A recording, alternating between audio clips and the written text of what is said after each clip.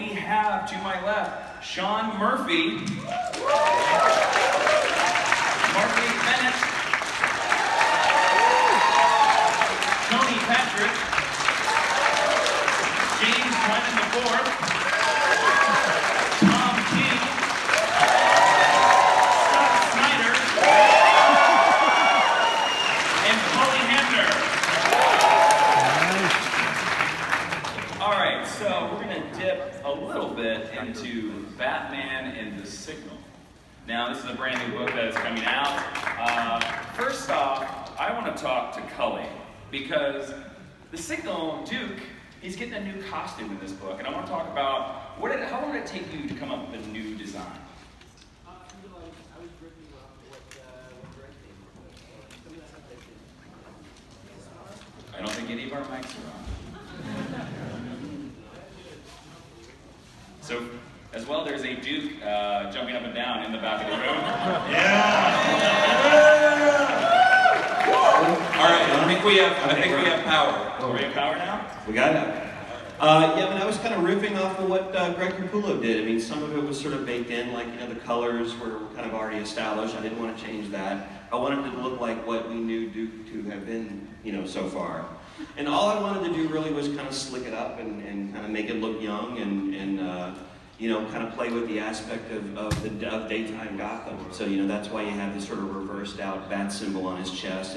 It's kind of reflective, so it can pick up light and possibly confuse an enemy or something like that. And it was just, I've done a lot of these costume designs, and this one excited me. This was a really cool thing to get involved with.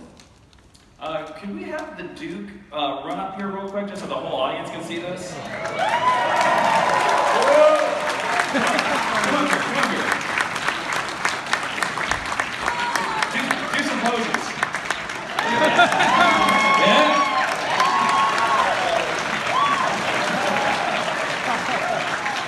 Oh, God, Duke. You look awesome, man.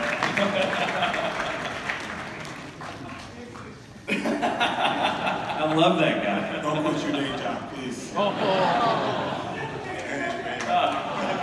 Now, Tony, let's talk about what is it like, and is it intimidating at all to be co-writing this book with Scott Snyder? What is the process? Not at all. Not at all.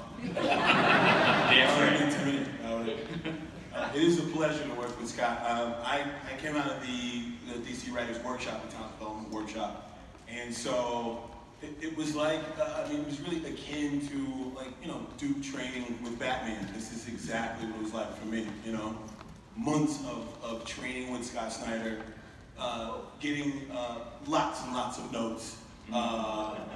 That's still happening today. That's still happening. But it's a pleasure. No, this is the dream team. It's working with the dream team right now. Nice. Scott, now this is a series that is often born out of Dark Days of the Forge and the casting. How much is this book going to tie back into both of those one-shots? Well, we wanted it to be self-standing. It's got a mythology that sort of ties into a lot of that stuff. But first of all, I just wanted to say thank you guys for coming out. This room is amazing. I was thinking about it this week. Like, this week you had Sean's first issue for White Knight. You've got amazing stuff from James with The Lonely Place of Living right here, right? You've got this guy doing amazing Batman right now. Tom King. Told him like 3 times. Oh. You got Word, Jokes, and Riddles, right? The proposal, all that amazing stuff. We did All Star, and now we're doing. It's like I really feel like as a fan of the character, it's the best time to be a Batman fan, and that comes back to you guys being so supportive of what we do. So thank you so much. You guys are You're the best fans in the world. Seriously, all of us, not like to everybody here. So with the Signal, I mean, for me, the idea was, we wanted to find a good place for Duke because we didn't want him to take the mantle of Nightwing or Robin, and those were options, by the way, of doing that stuff. Instead, we wanted him to find someplace really organic. And about a year and a half ago or so, I was talking to Jeff Johns and James, and we were talking about where could he land, what fits his personality, and we came up with this idea that he would be the hero by day. And we said, if we're going to do that, it would give him tremendous independence, it would fit what he did with We Are Robin, And it would give us a kind of way of creating an entirely new Gotham City. So for us, Gotham by Day is the place where like new threats grow. All the young threats come out a day, and by nighttime they're mature, Batman takes them on. But he comes to Duke and he's like, I can't take care of everything all the time. You know the city better than I do in this area, this particular way. I want you to be my guy during the day. And so what Tony came up with, when I started playing around with the idea, he came into the class and he was an incredible writer from Go. He came in and started pitching stuff like, well, what if all these young characters are starting to develop, these meta characters, and Duke doesn't know why, they're like him, right? And what if we create a Juvie Arkham? I was like, oh, Juvie Arkham? I was like, I'll do that, man, that sounds fun, you know? And and then Cully came in and started designing the stuff and talking about what if we make the city different by day in terms of Bruce is working on a project called Gotham Proper that extends buildings up by glass, you know, so they're super tall and then gives this housing to people that work for the city, and it becomes part of this big mystery. And what if we give them a cop instead of Gordon, who quit the night shift and comes on by day because they fought Mr. Freeze? And it was just great. It was like so much fun to create a completely different neighborhood, and all credit to these two guys. I mean, at this point, you know, I had such a great time writing Batman with Greg, and it's such a joy to watch what Tom and James and everybody's doing with this stuff. And I have my own plans, you know, I'll tease later like what I'm doing with Sean after this and give you some heads up on some of that story if I get a chance to spoil it, because why not, right? We're all here. It's not like it's being videotaped. It's not like it's gonna get out of this room. But point being, it really is, it's a thrill and an honor to be able to stay young as a writer by seeing people come in with such fresh ideas, such energy. It's why I love teaching, it's why I love doing the series. And in fact, you guys have been supportive of Cosplay Duke and been out there saying we're willing to give these things a chance. It means a lot, you know, because you don't get those opportunities very often. And when you guys come out and say, listen, we'll give it a shot, and that's what we're asking, is like, thank you for the support. I believe in this book deeply. Everything good about it is them. Everything you don't like is me. Ultimately, and it's a really good... 100%. That's I can totally. True of your own, true of everybody's run, everything's me. Bad. But it's, no, You're so repetitive. Why do you make me keep saying, hey, don't worry? Well, I can say it because I know there's very little bad about it, because they did it. I'm really proud of it. And ultimately, you know, the point is, you guys make it a really fertile playground for us right now, and giving a book like this a chance and going out and supporting it full force says to retailers, it says to people, we want new concepts and we want new things that are cut from whole cloth, that give new characters a place. And it means a lot to us that you guys have shown us such support. I can tell you it's going to be really, really good. So I'm very, very proud of what these guys are. Honestly, everybody's honored to work with Scott. You can't ask for a better teacher and co-writer. I mean, this guy's a legend. Oh, right? No, I'm going to back you up on that. I will say it's been amazing watching Tony bust through the way he has, because he's really brought in on this. You guys are going to really love this. You're going to be surprised at how great this is. But also, I mean, I've been wanting to work with this guy for a while. And, you know, just riffing on the phone with story ideas with both of these guys is just an amazing experience. I've been at this a long time, and I rarely have, like, such an awesome, you know, kind of an experience just talking story with these guys. All I do is talk on the phone. Everybody on this panel will tell you. I'm like a high school girl, you know, with like the cord wrapped around my finger. And I'm like, well, what if he fights another monster? All right, by raise of hands on the panel, by raise of hands, how many people on this panel have been called by Scott Snyder about a Batman story? Okay. And by the way, Wait, no, like today or like? Yes, now today. They do. I run everything by them, and the funniest thing is I'm always like, you guys need to share stuff with me, and none of them do. I get like nothing back. I would imagine they're all looking at their phones being like, we can't call That's Scott actually Snyder. not true. I shared some Batman ideas with you, and you're like, well, I did that last year. I'm going to do that, what you just said, next. So I just stopped telling you. That's why you never heard about White Knight until too late.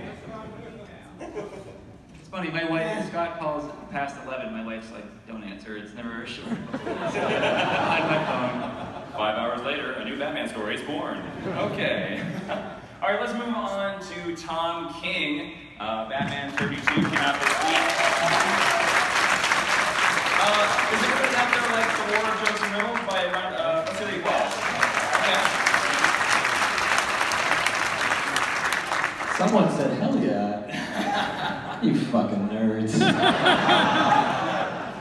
Now, Tom, this has been a flashback story for you, but this has also been a story about Catwoman and Batman. And I have to ask, of course, the story all began with Batman asking Catwoman a very important question. And now we know the answer to that question. But was there ever any debate about what her answer would be? Or did you know right away what Catwoman's answer would be? No, should I say hell yes? Because that would be, it would be totally, no, yeah, I knew from day one. This was all the, yeah. If you look back at my Batman #1s, when they asked me, do you want to be on Batman?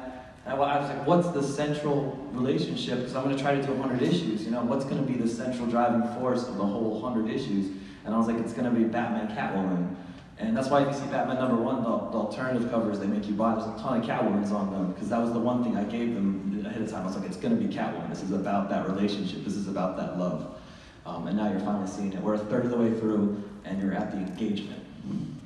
And it just goes all happy and pleasant from here on out, man. It's just 77 issues of flowers and roses. I saw it's like Batman in an apron, flipping the thing. Oh, yeah. On the cook. That's what it is.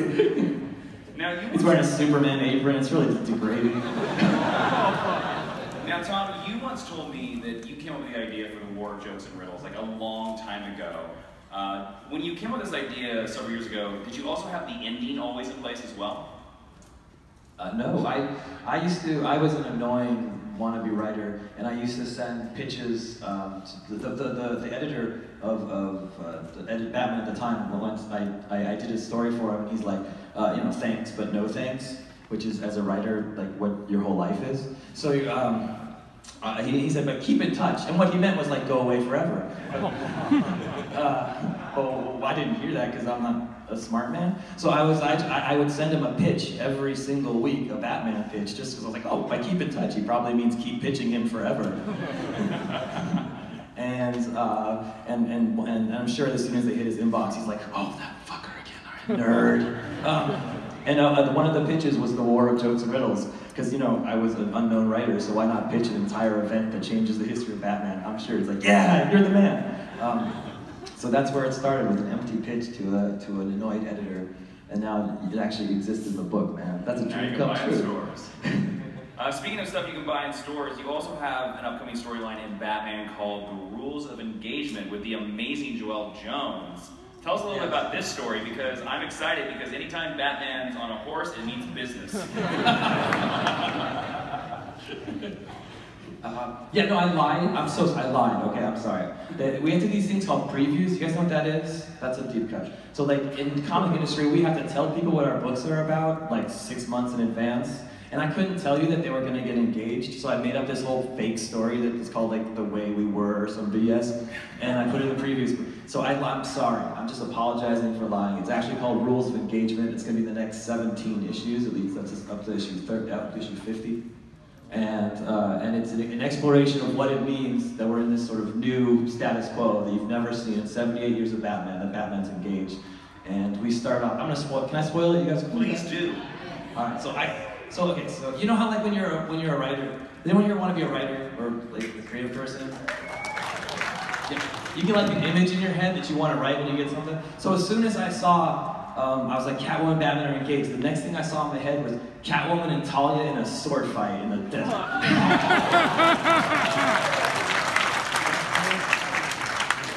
And then I was like, well, I need like someone who can draw like the baddest ass violent, you know, blood flowing everywhere stuff. And so I got Joelle Jones, who's just the perfect, man. She draws violence like a dance. And anyways, pretend I didn't tell you that, because that's a spoiler. But yeah, this is about Batman going into the desert to sort of solve that mystery about the 237 murders. And what he finds at the end of his journey is Talia al Ghul, and it gets awkward.